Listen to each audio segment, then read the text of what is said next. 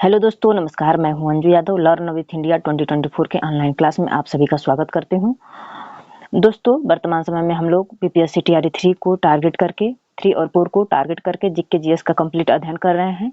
जो अध्ययन कर रहे हैं एनसीईआरटी और एससीईआरटी आधारित अध्ययन है, और ये अध्ययन हम लोग एमसीक्यू के माध्यम से कर रहे हैं, व्याख्या सहित। आज हम लोग प्रैक्टिस सेट 2 साइंस का प्रैक्टिस सेट नंबर 2 को देखेंगे। इससे पहले साइंस का एक प्रैक्टिस सेट दिया जा चुका है, और जो ये प्रश्न है पीआरटी 6 to 8 टीजीटी पीजीटी, जहां पर जीके और जीएस के रूप में साइंस पूछी जाती है, उन सभी परीक्षाओं के लिए अत्यंत महत्वपूर्ण है। और ये सीटेट, एसएससी, रेलवे, अन्य सभी वन डे एग्जाम जहां पर भी जीके जीएस के प्रश्न साइंस से बनते हैं, जीके जीएस का प्रश्न में साइंस का प्रश्न इंक्लूड रहता है, उन सभी परीक्षाओं के लिए अत्यंत रामबाण सिद्ध होगा। और यूट्यूब पर ये पहली बार है कि subject wise complete GK GS का अध्ययन कराया जा रहा है। यदि आप किसी भी परीक्षा की तैयारी कर रहे हैं तो आप लोग इस चैनल से जुड़ करके अपने लक्ष्य को प्राप्त कर सकते हैं। दोस्तों, यदि आप लोग पीडीएफ प्राप्त करना चाह रहे हैं तो मेरे Telegram channel learn with India official पर जा करके पीडीएफ प्राप्त कर सकते हैं रेगुलर। चलिए दोस्तों, चलते हैं अपने मेन टॉपिक की तरफ। दोस्तों, मेन टॉपिक पर जाने से पहले आप लोगों से आग्रह है कि आप लोग वीडियो को बाद में भूल जाते हैं लाइक कर दीजिएगा, अपने दोस्तों में शेयर कर दीजिएगा, और यदि नए हैं चैनल पर तो सब्सक्राइब कर लीजिएगा। चलिए बिना समय गवाए अपने मेन टॉपिक पर चलते हैं। आज का पहला प्रश्न है, ये साइंस का है। ग्रेफाइट के बारे में सत्य क्या है? ग्रेफाइट है, उसके बारे में क्या सत्य है, उसकी विशेषता से प्रश्न आया है। यह मुलायम होता है तथा देखने में काला चमकदार दिखाई देता है तथा ऊष्मा का कुचालक होता है। कूट दिया है। एक सही है, कथन एक सही है, कथन 2 सही है, कथन 1 और दोनों सही है, उपयुक्त में से एक से अधिक इनमें से कोई नहीं। तो ग्रेफाइट यह मुलायम होता है और देखने में काला और चमकदार होता है। ऑप्शन नंबर ए सही होगा। आइए थोड़ा और जान लेते हैं इसके बारे में। ग्रेफाइट काला, चमकदार एवं मुलायम होता है। इसकी ऊष्मीय चालकता मध्यम यानी अच्छी होती है। प्रश्न नंबर 2 है, पॉलिएस्टर का उपयोग होता है। जो पॉलिएस्टर होता है उसका उपयोग कहाँ होता है? रासायनिक रेशा, यह एक रासायनिक रेशा है। इसका उपयोग कपड़ा बनाने, नौकाओं का पाल बनाने में किया जाता है। देखिए, इसका कूट दिया है। ऑप्शन केवल एक कथन सही है, कथन 1 और 2 दोनों सही है, केवल 2 सही है, उपयुक्त में से एक से अधिक इनमें से कोई नहीं। तो पॉलिएस्टर एक रासायनिक रेशा भी है। इसका प्रयोग कपड़ा बनाने में किया जाता है और नौका पाल बनाने में भी किया जाता है। इसलिए ये भी सही होगा और ये भी सही होगा। तो प्रश्न के अनुसार ऑप्शन नंबर बी सही होगा।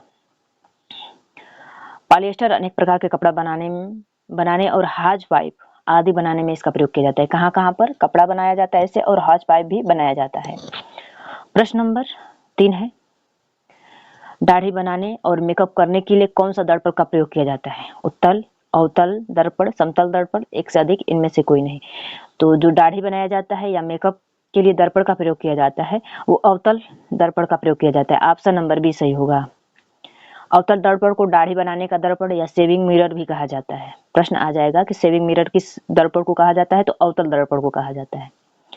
प्रश्न नंबर 4 है, जल से भरा तालाब उथला दिखाई देता है। इसका कारण क्या है? प्रकीर्णन है, प्रकाश का परावर्तन है, अपवर्तन है, उपयुक्त में से एक से अधिक इनमें से कोई नहीं। तो जल से भरा तालाब उथला दिखाई देता है, इसका मुख्य कारण अपवर्तन है। ऑप्शन नंबर सी सही होगा।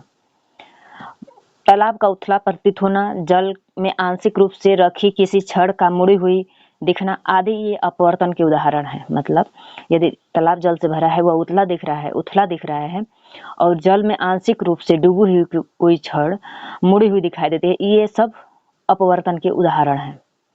प्रश्न नंबर 5 है, निकट दृष्टि दोष का निवारण कैसे होता है? बाइफोकल लेंस से, अवतल लेंस से, उत्तल लेंस से, एक से अधिक इनमें से कोई नहीं।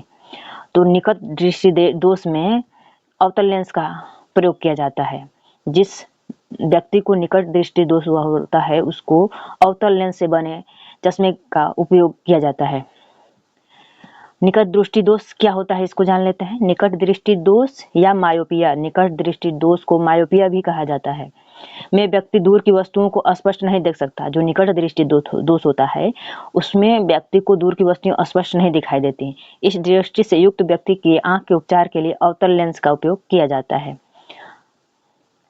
प्रश्न नंबर 6 है, दूर दृष्टि दोष में व्यक्ति, मतलब निकट दृष्टि तो जान लिया, अब दूर दृष्टि में व्यक्ति से पीड़ित व्यक्ति को क्या होता है? दूर की वस्तुएं स्पष्ट नहीं दिखाई देती हैं, निकट की वस्तुएं स्पष्ट नहीं दिखाई देती हैं, नेत्र गोलक, चपटा और लंबा हो जाता है, एक से अधिक, इनमें से कोई नहीं।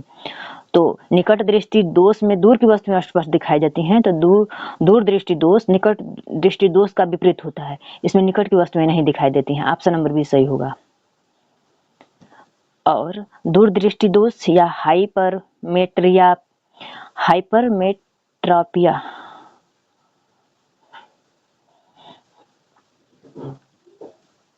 दूर दृष्टि दोष या हाइपरमेट्रोपिया दूर दृष्टि दोष से संबंधित, मतलब जो तो उसे हाइपरमेट्रोपिया भी कहा जाता है।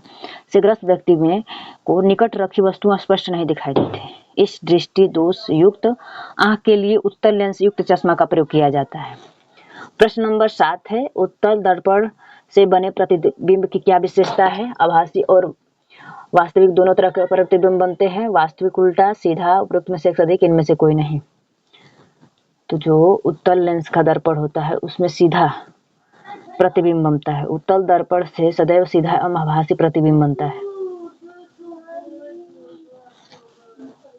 8 है, कान, आंख, कान व दांत के डॉक्टरों द्वारा किस दर्पण का प्रयोग किया जाता है? अवतल, उत्तल, अवतल, समतल, उपरोक्त में से एक से अधिक, इनमें से कोई नहीं। तो कान, दांत, आंख के डॉक्टर को अवतल लेंस का प्रयोग करता है, क्योंकि अवतल दर्पण का उपयोग डॉक्टर बड़ा प्रतिबिंब देखने के लिए प्रयोग करता है। जो आंख, कान, दांत के डॉक्टर होते हैं वो अवतल लेंस का प्रयोग करते हैं, जिससे प्रतिबिंब बड़ा दिखाई देता है। प्रश्न नंबर 9 है, कॉपर का मुख्य अयस्क है बेराइट, कॉपर पायराइट, पैकेलाइट, उपयुक्त में से एक से अधिक, इनमें से कोई नहीं। तो कॉपर का मुख्य अयस्क कॉपर पायराइट है। ऑप्शन नंबर बी सही होगा। आज का अंतिम प्रश्न और प्रश्न नंबर 10 है, परमाणु क्रमांक है नाभिक में न्यूट्रॉनों की संख्या, नाभिक में प्रोटॉनों की संख्या, न्यूट्रॉन और प्रोटॉनों की संख्या, उपयुक्त में से एक से अधिक, इनमें से कोई नहीं। तो ऑप्शन नंबर बी सही होगा। किसी तत्व की परमाणु के नाभिक में प्रोटॉनों की संख्या अथवा नाभिक में धन आवेश को तत्व की परमाणु क्रमांक है। दोस्तों, पूरा वीडियो देखने के लिए धन्यवाद। मैं एक बार और गुजारिश करती हूँ कि यदि आप मेरे चैनल पर नए हैं तो सब्सक्राइब कर लीजिएगा। इसके साथ साथ लाइक, शेयर और कमेंट जरूर करिएगा।